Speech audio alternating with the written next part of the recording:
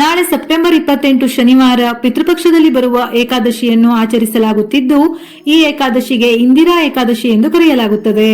ಈ ಏಕಾದಶಿಯು ಪಿತೃಪಕ್ಷದಲ್ಲಿ ಬರುವುದರಿಂದ ವಿಶೇಷ ಮಹತ್ವವನ್ನು ಹೊಂದಿದೆ. ಏಕಾದಶಿಯ ದಿನವು ಭಗವಾನ್ ವಿಷ್ಣುವಿಗೆ ಸಮರ್ಪಿತವಾಗಿದ್ದರೂ, ಇಂದಿರಾ ಏಕಾದಶಿಯ ದಿನದಂದು ವಿಧಿವಿಧಾನದಂತೆ ಪೂಜಿಸುವುದರಿಂದ ಪೂರ್ವಜರು ಸಹ ಸಂತೋಷಗೊಂಡು ಆಶೀರ್ವಾದವನ್ನು ನೀಡುತ್ತಾರೆ. ಪೂರ್ವಜರ ಮೋಕ್ಷಕ್ಕಾಗಿ ಇಂದಿರಾ ಏಕಾದಶಿಯು ಬಹಳ ಶ್ರೇಷ್ಠವೆಂದು ಪುರಾಣಗಳು ಹೇಳುತ್ತವೆ. ಇಂದಿರಾ ಏಕಾದಶಿಯ ಮಹತ್ವವನ್ನು ಬ್ರಹ್ಮವೈವರ್ತ ಪುರಾಣದಲ್ಲಿ ವಿವರಿಸಲಾಗಿದೆ. ಶ್ರೀಕೃಷ್ಣನು ಯುಧಿಷ್ಠಿರನಿಗೆ ವಿವರಿಸಿದ್ದಾನೆ. ಭಗವಾನ್ ವಿಷ್ಣುವು ವೈಕುಂಠಧಾಮದ ಒಡೆಯ, ಮೋಕ್ಷವನ್ನು ಒದಗಿಸುವವನು.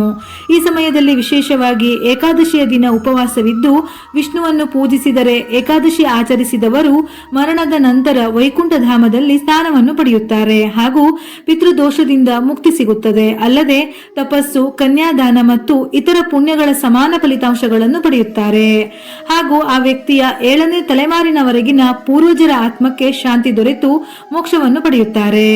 ಏಕಾದಶಿ ತಿಥಿ ಸಮಯ ಸೆಪ್ಟೆಂಬರ್ 27 ಮಧ್ಯಾಹ್ನ 1:20 ಪ್ರಾರಂಭವಾಗಿ ಸೆಪ್ಟೆಂಬರ್ 28ರಂದು ಮಧ್ಯಾಹ್ನ 2:50 ಕೊನೆಗೊಳ್ಳುತ್ತದೆ. ಈ ದಿನದಂದು ವಿಷ್ಣುದೇವನನ್ನು ಪೂಜಿಸುವುದರೊಂದಿಗೆ ಪಿತೃಗಳಿಗೆ ಶ್ರಾದ್ದ ಕರ್ಮವನ್ನು ಕೂಡ ಮಾಡಲಾಗುತ್ತದೆ. ಹೀಗೆ ಮಾಡುವುದರಿಂದ ಪೂರ್ವಜರ ಆತ್ಮಕ್ಕೆ ಶಾಂತಿ ಸಿಗುತ್ತದೆ ಎಂಬ ಧಾರ್ಮಿಕ ನಂಬಿಕೆ ಇದೆ. ದಂತಕಥೆಯ ಪ್ರಕಾರ ಮಾಹಿಷ್ಮತಿ ಎಂಬ ನಗರದಲ್ಲಿ ಇಂದ್ರಸೇನ ಎಂಬ ರಾಜನಿದ್ದನು. ಒಂದು ದಿನ ರಾಜನು ತನ್ನ ಕನಸಿನಲ್ಲಿ ಸತ್ತ ತಂದೆ ನರಕದಲ್ಲಿ ಚಿತ್ರಹಿಂಸೆ ಅನುಭವಿಸುತ್ತಿರುವುದನ್ನು ಕಂಡನು. ಅದರ ನಂತರ ಅವನು ತನ್ನ ತಂದೆಯನ್ನು ಈ ನೋವಿನಿಂದ ಮುಕ್ತಿಗೊಳಿಸಲು ನಾರದ ಮುನಿಯ ಬಳಿ ಹೋಗಿ ಇದಕ್ಕೆ ಸಲಹೆಯನ್ನು ಕೇಳಿದನು. ಆಗ ನಾರದ ಮುನಿಗಳು ಇಂದ್ರಸೇನನಿಗೆ ಇಂದಿರಾ ಏಕಾದಶಿ ವ್ರತದ ಮಹತ್ವವನ್ನು ತಿಳಿಸಿದರು. ರಾಜನು ನಿಯಮಾನುಸಾರ ಆ ವ್ರತವನ್ನು ಆಚರಿಸಿ ಅದರಿಂದ ಪಡೆದ ಪುಣ್ಯವನ್ನು ತಂದೆಗೆ ದಾನ ಮಾಡಿದನು. ಅದರ ಫಲವಾಗಿ ತಂದೆಯ ಆತ್ಮಕ್ಕೆ ಮೋಕ್ಷ ದೊರಕಿತು.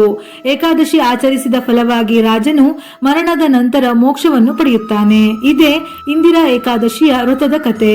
ಈ ಕಥೆಯನ್ನು ಕೇಳಿದರೂ ಪೂರ್ವಜರ ಆತ್ಮಕ್ಕೆ ಶಾಂತಿ ಸಿಗುತ್ತದೆ.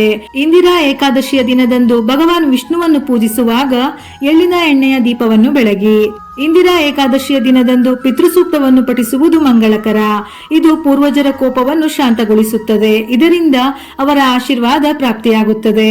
ಈ ದಿನ ವಿಷ್ಣು ದೇವನನ್ನು ಪೂಜಿಸುವುದರ ಜೊತೆಗೆ ಪಿತೃಗಳ ಹೆಸರಿನಲ್ಲಿ ದಾನ ಮತ್ತು ಶ್ರಾದ್ದ ಕಾರ್ಯವನ್ನು ಮಾಡುವುದು ಅತ್ಯಂತ ಶ್ರೇಷ್ಠ. ಈ ದಿನ ನಿಮ್ಮ ಕೈಲಾದಷ್ಟು ತುಪ್ಪವನ್ನು ದಾನ ಮಾಡಿದರೆ ಬಹಳ ಒಳ್ಳೆಯದು. ವಿಷ್ಣುವಿನ ಆರಾಧನೆಯ ಜೊತೆಗೆ ಈ ದಿನ ಬಟ್ಟೆ, ಕಪ್ಪು ಎಳ್ಳು, ತೆಂಗಿನಕಾಯಿ, ಪಂಚೆ, ಆಹಾರ ಧಾನ್ಯಗಳು ಮತ್ತು ತುಳಸಿ ಗಿಡವನ್ನು ದಾನ ಮಾಡಬಹುದು.